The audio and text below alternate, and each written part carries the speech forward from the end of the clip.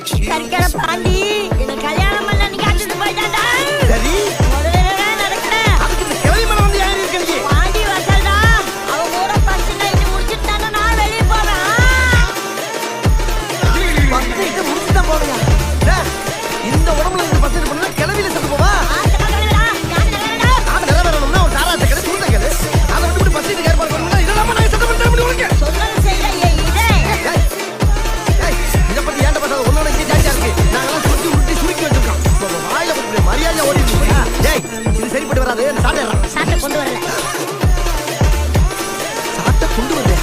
டேய் வர வர ஓன் கேட்டீங்க அதிகமா இருக்கு. இங்க பாருங்க என்னைக்காச்சும் ஒரு நாளைக்கு ஒரு தலையை கிள்ளி ஏதாச்சும் ஒரு பேய்க்கு காவு கொடுக்க போறேன். அதுக்கப்புறம் தான் நீ போடா.